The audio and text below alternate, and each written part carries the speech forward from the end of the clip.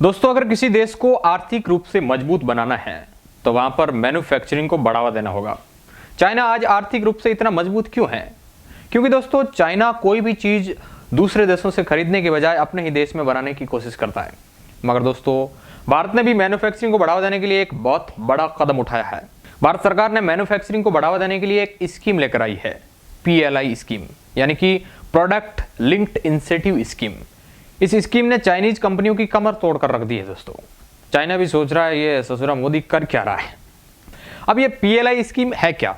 दोस्तों, इसको अगर आपको सिंपल लैंग्वेज में समझाए तो कोई भी इलेक्ट्रॉनिक कंपनी अगर भारत में आकर मैन्युफैक्चरिंग करती है तो भारत सरकार उसे कुछ इंसेंटिव यानी कि कुछ पैसे अपने पास से देगी।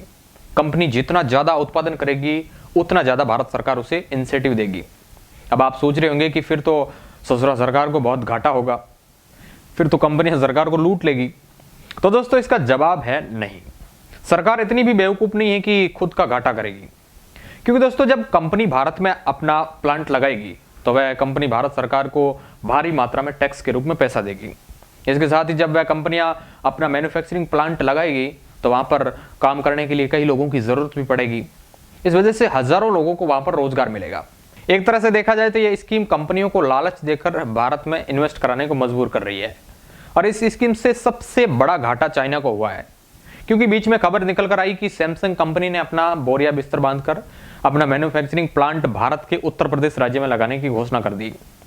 सैमसंग अपना डिस्प्ले मैन्युफैक्चरिंग प्लांट के अंतर्गत लगभग 5,000 करोड़ रुपए इन्वेस्ट करने जा रही है। यह प्लांट यूपी के नोएडा में लगेगा। और यहां पर सैमसंग केवल सैमसंग फोन की डिस्प्ले नहीं बनाएगा, बल्कि आईफोन से लेकर हर प्रकार के मोबाइल की डिस्प्ले मैन्युफैक्चरिंग की जाएगी। इससे पहले टाटा कंपनी चाइना को बहुत बड़ा झटका दे चुकी है। टाटा कंपनी जो कि भारत में लिथियम आयन बैटरी का प्लांट गुजरात के धोलारा में स्थापित करने जा रही है।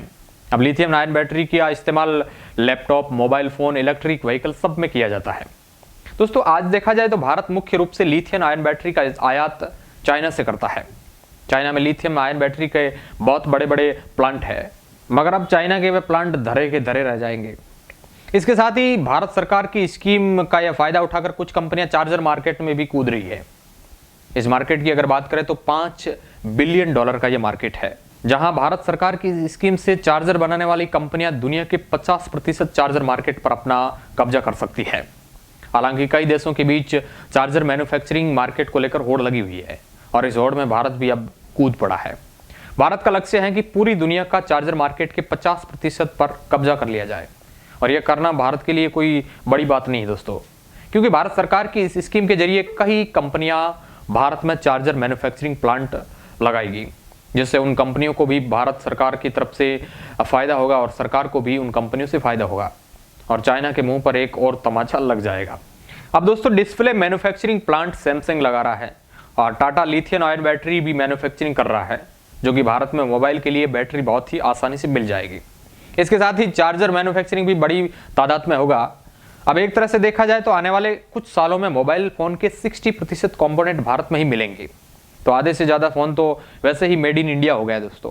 और जब मोबाइल के इन कंपोनेंट की बड़ी मात्रा में मैन्युफैक्चरिंग होगी तो विदेशी कंपनियां भी भारत से ही मोबाइल के पार्ट्स खरीदेगी और इसका सीधा फायदा भारत को होगा।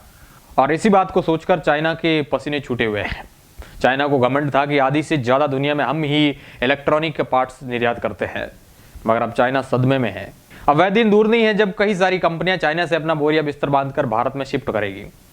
दोस्तों, भारत सरकार PLI स्कीम पर इलेक्ट्रॉनिक मैन्युफैक्चरिंग को बढ़ावा देने में 2025 तक 20 लाख रोजगार के मौके उपलब्ध कराने के लिए 48,000 करोड़ रुपए के इंसेंटिव की स्कीम है। सरकार को इससे उम्मीद है कि 2025 तक इस सेक्टर में 1 लाख करोड़ रुपए का निवेश होगा और 10 लाख करोड़ रुपए तक की रेवेन्यू जनरेट हो सकती है। दोस्तों, मोबाइल मार्केट की तरह अगर भारत लैपटॉप मार्केट को भी अपनी ओर खींच लेता है तो समझो चाइना की तो बगिया ही लुट जाएगी, क्योंकि लैपटॉप मैन्युफैक्चरिंग का काफी बड़े हिस्से पर चाइना का आज कब्जा है। हालांकि भारत इसकी ओर भी बढ़ रहा है, लेकिन लैपटॉप मार्केट पर कब्जा करने में भारत को कुछ साल लग सकते हैं। अब दोस्तों, इसके ऊपर आपका क्या सोचना है हमें कमेंट बॉक्स में जरूर बताइए, क्योंकि चाइना को काफी घमंड था कि हम ही हैं सभी देशों में भेजने वाले, लेकिन घमंड टूट गया। वीडियो को लाइक करना और शेयर करना बिल्कुल ना भूलिएगा और चैनल को सब्सक्राइब तो बस करना ही है। धन्यवाद।